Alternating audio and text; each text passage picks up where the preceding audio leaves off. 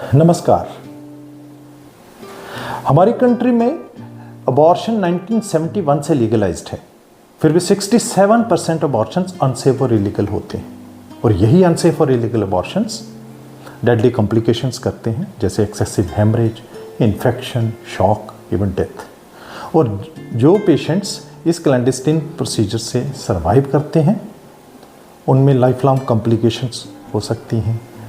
Severe complications जैसे menstrual irregularities, pelvic inflammatory disease, recurrent abortions, ectopic pregnancy, even psychosocial medical disorders हो सकते हैं और डिलीवरी के दौरान परफोरेशन ऑफ द यूट्रस या एडहेरेंट प्लेसेंटा तक इन्हीं पेशेंट्स को होता है।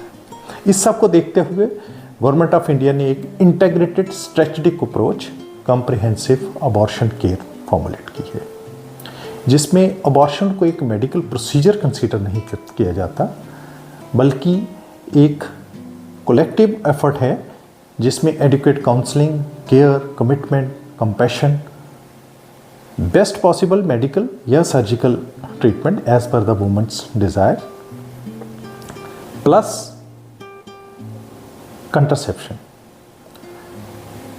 एमटीपी एक्ट 1971 और सब्सिक्वेंट अमेंडमेंट जैसे लेटेस्ट 2021 में हुई, इसके हिसाब से 24 वीक्स तक हम अबॉर्शन कर सकते हैं और 24 वीक्स के बाद भी अगर सब्सटेंशियल फीटल मालफॉर्मेशन है तो टर्मिनेशन की जा सकती है with in the framework of MTP act. Termination medically की जा सकती है विद पिल्स और surgically with procedures. Medical methods of abortion क्या हैं? कौन प्रिस्क्राइब कर सकता है मेडिकल मेथड्स ऑफ अबॉर्शन? कहाँ किया जा सकता है? क्या इंडिकेशंस हैं? क्या ड्रग्स यूज़ होते हैं? इनकी कंट्रा इंडिकेशंस क्या है? प्रोटोकॉल क्या है? साइड इफ़ेक्ट्स क्या है? इन सब पे मैं इस वीडियो में बात करूँगा। सबसे पहले ड्रग्स। दो ड्रग्स इसमें जॉइंटली यूज़ किए जाते हैं। फर्स्ट ड्रग है माइफेप्रिस्टोन, 200 मिलीग्राम टेबलेट्स यूज़ की जाती है। ये एक नॉर्थ एथिनड्रोन डेरिवेटिव है, एंटी प्रोजेस्टिन है। एंडोमेट्रियम और डेसिडुआ पे जो रिसेप्टर्स हैं इसके साथ ये मिलके नेक्रोसिस करता है एंडोमेट्रियम की, विद द रिजल्ट जो प्रोडक्ट्स ऑफ कंसेप्शन है वो डिसलॉज होते हैं। दूसरा साल्ट है मिसोप्रोस्टॉल। ये 200 माइक्रोग्राम की 4 टेबलेट्स यूज़ की जाती हैं और ये मायोमेट्रियल सेल्स के साथ मिलके मायोमेट्रियम, यूट्रस के मायोमेट्रियम की कंट्रैक्शन करती है और साथ ही साथ सर्विक्स को डायलेट करती है और सॉफ्टनिंग करती है। इन नटशेल माइफिजेस्ट किल करती है प्रोडक्ट्स ऑफ कंसेप्शन को और मिसोप्रोस्टॉल एक्सपेल करती है। कौन दे सकता है? रजिस्टर्ड मेडिकल प्रोफेशनल जिसकी डिग्री रजिस्टर्ड है under Indian medical act 1956, plus MMA trend है, एमटीपी ट्रेंड है या कॉम्प्रिहेंसिव अबॉर्शन केयर ट्रेंड है। इन एडिशन जो हाई डिग्रीज जैसे पोस्ट ग्रेजुएट डिग्री और diploma in gynae plus house job 6 months, ये एमएमए प्रिस्क्राइब कर सकता है। कहाँ किया जा सकता है? साइट इसके लिए कोई भी public sector, primary, secondary, tertiary care centre इसको साइट अप्रूव्ड है। दूसरा प्राइवेट सेक्टर जो सेक्शन 4 ऑफ एमटीपी एक्ट 1971 के अंडर रजिस्टर्ड है। और तीसरा कोई भी ओपीडी क्लिनिक जिसका असेस है with the nearest medical centre और वो एमएमए सर्टिफाइड है। एडवांटेजेस क्या हैं एमएमए की? सबसे पहले ये एक सेफ प्रोसीजर है। 95 to 99% तक इसकी सेफ्टी है, सक्सेस रेट है, प्राइवेसी मेंटेन रहती है, कोई भी टेक्निकल असिस्टेंस नहीं चाहिए होती, इंस्ट्रूमेंट्स नहीं चाहिए होते, एनेस्थीसिया रिक्वायर्ड नहीं होता और सबसे ज़रूरी सर्विक्स या यूट्रस में इंजरी होने के चांसेस नहीं होते। लिमिटेशंस इसकी ये हैं कि ये 8 to 13 डेज तक जब हम टेबलेट्स लेते हैं 8 to 13 डेज तक हमें वेट करना पड़ सकता है। अगर फेलियर होता है तो हमें सर्जिकल मेथड को अपनाना पड़ेगा, और इन केस इनकम्प्लीट हो तो भी। टर्मिनेशन अगर फेलियर होता है एमएमए का तो ज़रूरी इसलिए है क्योंकि कंजेनिटल मालफॉर्मेशन होने के पोटेंशियल रिस्क फैक्टर रहते हैं फीटस में।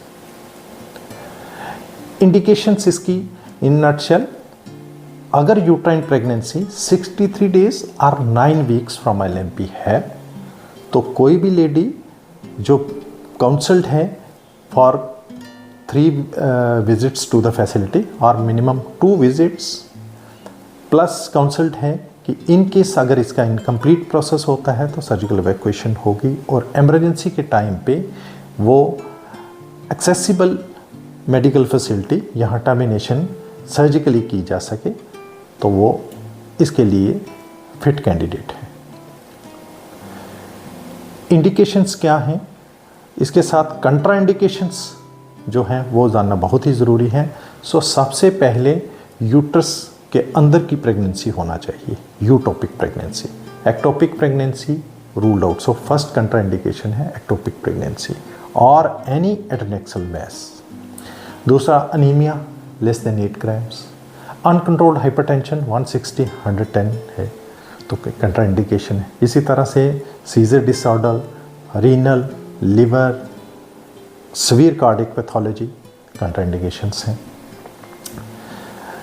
Glaucoma patients, porphyria, inherited porphyria या एलर्जिक टू माइफेजेस्ट या मिज़ोप्रोस्टॉल है तो ये सब कंट्राइंडिकेशंस हैं। क्रोनिक एड्रिनल फेलियर भी एक एब्सोल्यूट कंट्राइंडिकेशन है। स्पेशल प्रिकॉशंस जैसे कॉर्टिकोस्टेरॉइड्स पेशेंट ले रहा है इनमें लेनी है।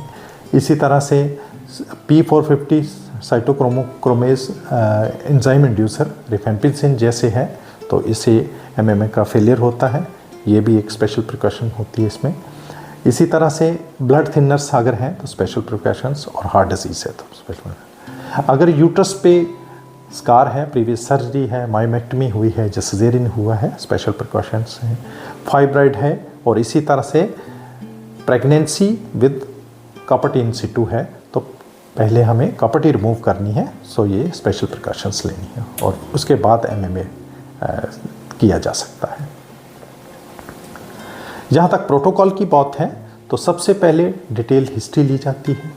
हिस्ट्री के बाद क्लिनिकल एग्जामिनेशन, एग्जामिनेशन के बाद इन्वेस्टिगेशंस, जैसे सर्जिकल प्रोसीजर के लिए इन्वेस्टिगेशंस हैं इसी तरह से बेसिक इन्वेस्टिगेशंस की जाती हैं। और काउंसलिंग जो है, एडिक्वेट काउंसलिंग, वो सबसे ज़्यादा ज़रूरी है। काउंसलिंग में वीमेन को हमें काउंसल करना है कि वो प्रिपेयर्ड होनी चाहिए कि अगर एक्सेसिव ब्लीडिंग होती है तो नियरेस्ट फैसिलिटी में for termination of pregnancy. So normally 1 to 2 hours में 2 पैड्स अगर थिकली सोक्ड हैं और कंसिक्यूटिवली टोटल 4 पैड्स अगर थिकली सोक्ड हैं, टोटली सोक्ड विद ब्लड, तो वो नियरेस्ट फैसिलिटी में उसको जाना होगा। इसी तरह से पेन, मेंस्ट्रुअल क्रैम्प्स वाली पेन वो नॉर्मल मानी जाती है और अगर ये परसिस्टेंटली फॉर 4 आवर्स है, अगेन इंडिकेशन है कि नियरेस्ट फैसिलिटी को उसको रिपोर्ट करना है। नाशिया, वोमिटिंग, फीवर, चिल्स, शिवरिंग, ये प्रोस्टाग्लैंडिन्स के साइड इफ़ेक्ट्स होते हैं तो ये सेल्फ लिमिटिंग होते हैं। और इन केस अगर डायरिया होता है, सीवियर डायरिया है तो लोप्रोमाइड ले सकते हैं। फीवर है, चिल्स है तो पैरासीटामोल। पेन अगर है तो उसके लिए ब्रूफिन ली जा सकती है और अगर सीवियर परसिस्टेंट पेन है तो टोपिक या सीवियर पीआईडी को रूल आउट करना होगा। यहाँ तक अल्ट्रासाउंड की बात है। अल्ट्रासाउंड मैंडेटरी नहीं है फॉर एमएमए के लिए प्रायर टू प्रोसीजर, हालांकि अगर आपको क्लिनिकल एग्जामिनेशन में सस्पिशन है तो एडवाइजेबल है।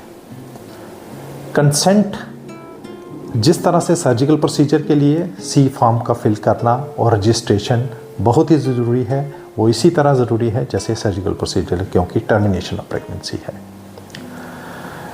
सो इन नटशेल जो ड्रग्स हैं, डे 1 पे हम माइफिजेस्ट देते हैं ओरली 200 मिलीग्राम्स, इसमें साथ में अगर पेशेंट का ब्लड ग्रुप नेगेटिव है तो इंजेक्शन एंटी-डी 50 माइक्रोग्राम्स। डे 3 पे 4 tablets sublingual, oral, vaginal, buccal, rectal दे सकते हैं। सो कॉमनली बेस्ट रूट है sublingual. 4 tablets 200 microgram each sublingual देनी है।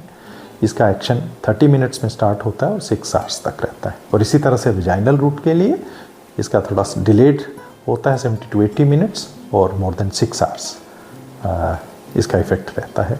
सो डे 3 पे मिज़ोप्रोस्टॉल देना है। अगर 24 आवर्स तक, नॉर्मली 3-4 आवर्स में ब्लीडिंग हो जाती है और सबसाइड हो जाती है, और अगर इसी वजह से पेशेंट को फैसिलिटी में 3-4 आवर्स के लिए रहना चाहिए। और इसमें ऑप्शन रहती है कि अगर पेशेंट असेसिबल लिमिट्स में है तो वो ये टेबलेट्स घर में भी यूज़ कर सकता है और इन केस ऑफ ब्लीडिंग उसको रिपोर्ट करना होगा और इसके लिए हमें एडिक्वेट काउंसलिंग करनी होती है उसको। इसके साथ ही अगर उसको अकॉर्डिंगली अगर फीवर, चिल्स, नाशिया, वोमिटिंग, डायरिया तो सिम्प्टोमेटिक ट्रीटमेंट के लिए जो ड्रग्स हैं वो उसके लिए काउंसिल किया जाता है। अगर परसिस्टेंट पेन रहती है तो उसके लिए रिपोर्ट करना है। ब्लीडिंग अगर 24 आवर्स के बाद तक नहीं होती है तो हम 400 microgram tablet Bristol 2 in total, मतलब 200 माइक्रोग्राम ईच, वो 24 आवर्स के बाद दे सकते हैं। और इसी तरह से अगर पेशेंट फर्स्ट डोज के बाद वोमिटिंग करता है तो हम अगेन 400 माइक्रोग्राम्स दे सकते हैं, या अगर एक्सेसिव ब्लीडिंग हो रही है तो भी 400 माइक्रोग्राम ये एडिशनल डोज दिया जा सकता है। और फाइनली डे 15 पे उसको रिपोर्ट करना होता है to the facility for completeness of the procedure.